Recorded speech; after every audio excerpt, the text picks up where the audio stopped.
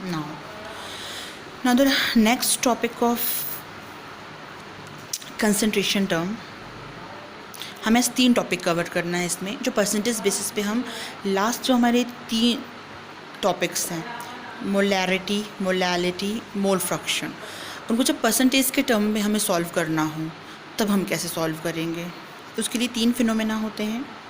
Number 1 mass by mass percent, इसी को हम सेम एज क्या बोल सकते हैं, वेट बाय वेट परसेंट। ठीक है।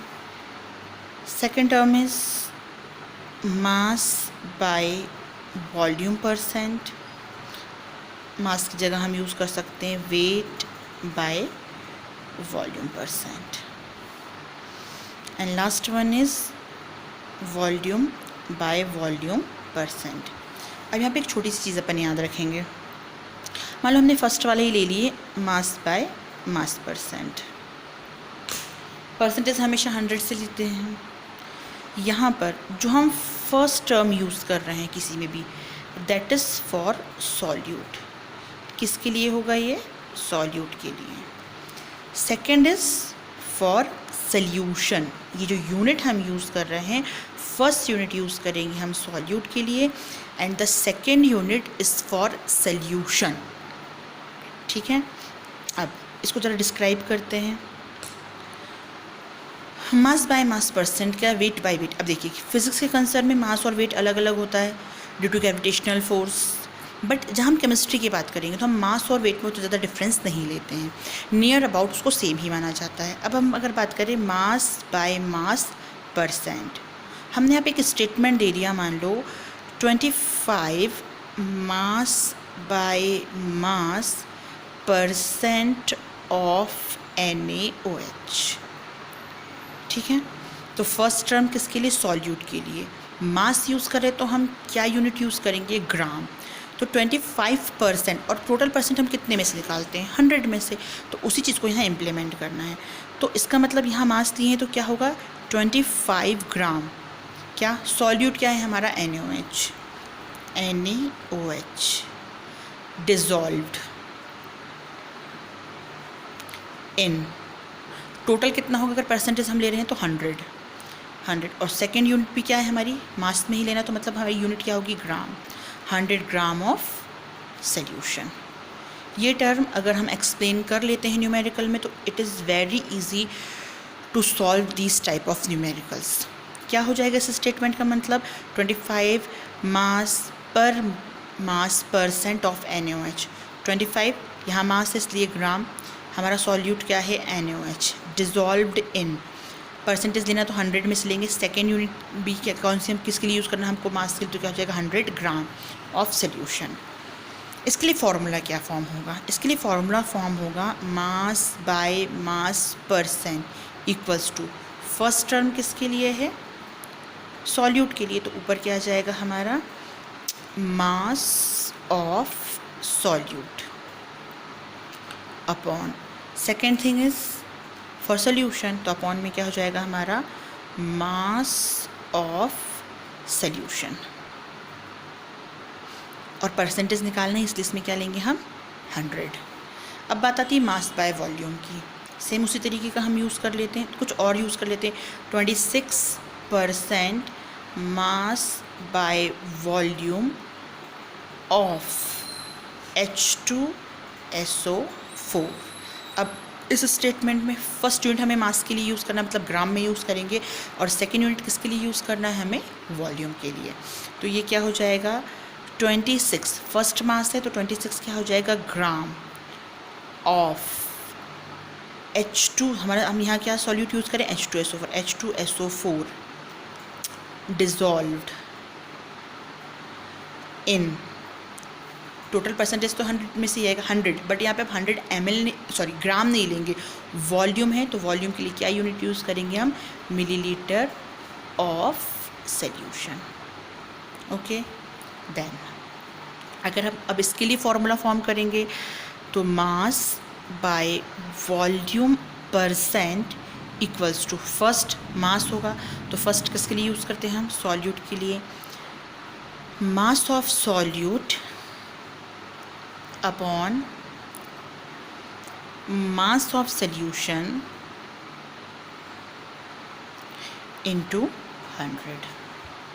सेम एज जो लास्ट वाला टर्म है हमारा क्या है, वो वॉल्यूम बाय वॉल्यूम परसेंट.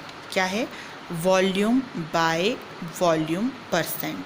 तो इसमें दोनों ही यूनिट हमें किसकी लेना है? वॉल्यूम की लेना है.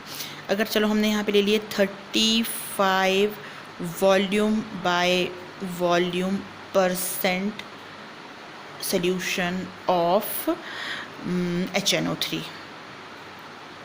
तो दोनों चीज़ें वॉल्यूम में हैं, तो क्या हो जाएगा स्टेटमेंट का मतलब 35 दोनों वॉल्यूम है, मतलब हमें यूनिट क्या यूज़ करना है? ml ऑफ सॉल्यूट क्या है हमारा? HNO3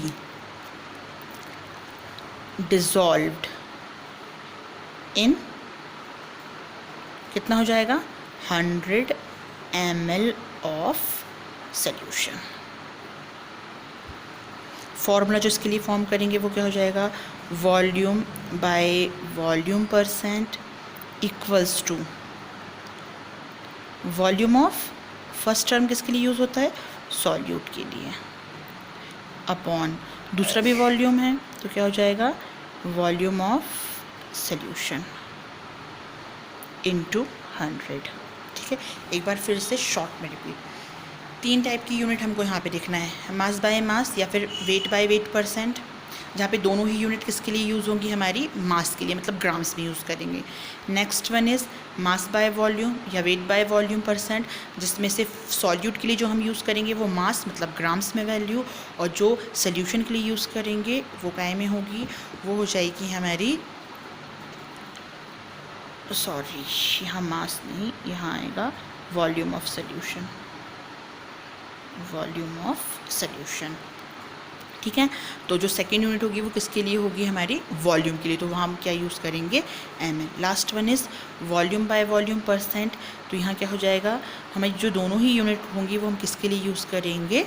वॉल्यूम के लिए, मीन्स मिलीलीटर यूज़ करेंगे. फिर अगर हमारा जो भी टर्म दिया है वो दिया है, जैसे कि कुछ भी यहाँ परसेंटेज दे दिया है, मास by mass of NaOH 25% mass by mass of NaOH, तो दोनों ही यूनिट काय में आएंगी? हमारी मास की यूनिट, मतलब ग्राम में, मतलब 25 ग्राम ऑफ NaOH कितने में डिजॉल्व्ड है? 100 ग्राम ऑफ सोल्यूशन में. ये सिंपल फार्मूला, इसी को देखकर हम फार्मूला फॉर्म कर सकते हैं, सिर्फ फार्मूला याद करने की ज़रूरत नहीं है. मास बाय वॉल्यूम परसेंट में फर्स्ट यूनिट क्या हो जाएगी? हमारी मास की, तो ग्राम. सेकेंड यूनिट किसकी हो जाएगी?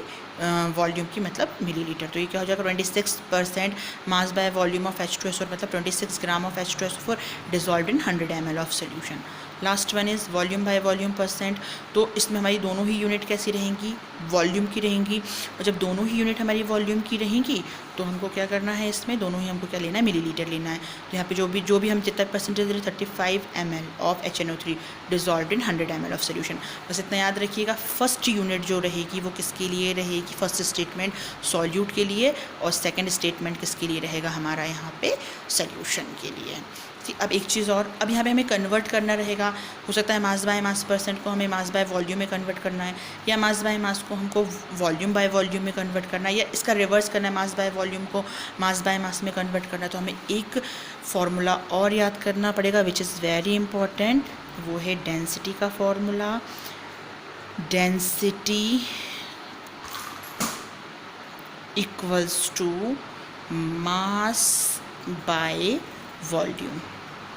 Density equals to mass by volume. चलिए अब एक कन्वर्जन वाला क्वेश्चन सॉल्व कर लेते हैं. इसमें देखो, तो क्वेश्चन होगा 25% mass by mass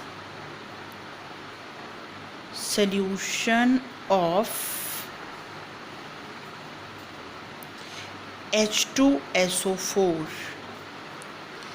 has density 1.04 gram per mole. Calculate mass bye volume percent of the solution. तो हमेशा मैं एक चीज़ बोलती हूँ आप लोग को, कोई भी क्वेश्चन सॉल्व करने के पहले आप गिवन निकाल लीजिए तो बहुत इजी होता है।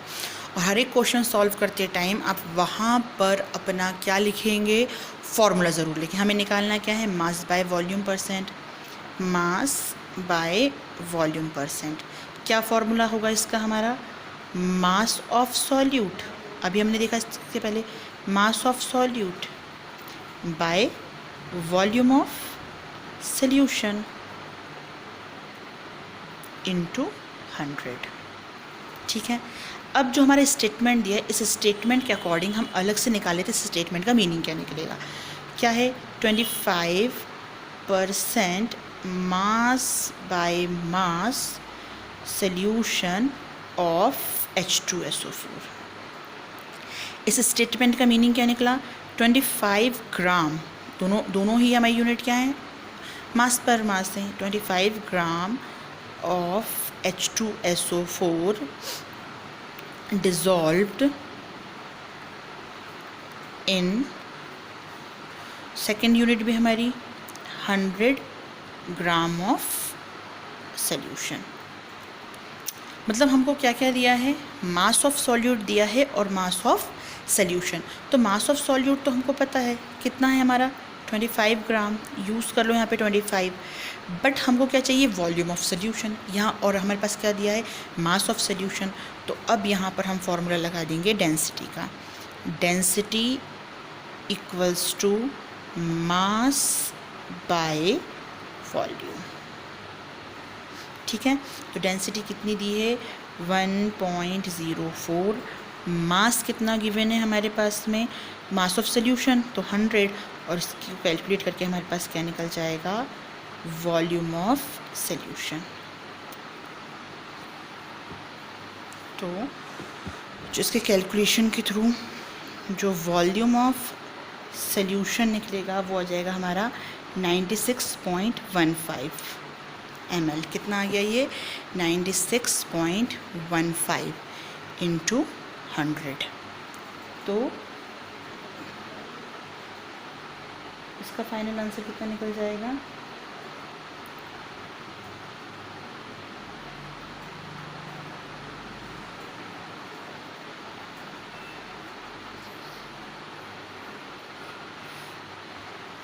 इसका आ जाएगा approx value 26%।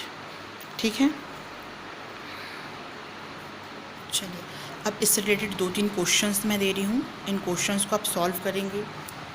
Question number 1, 24% mass by mass solution of NaOH has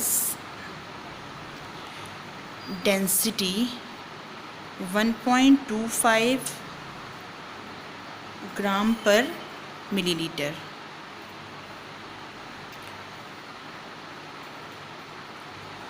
Calculate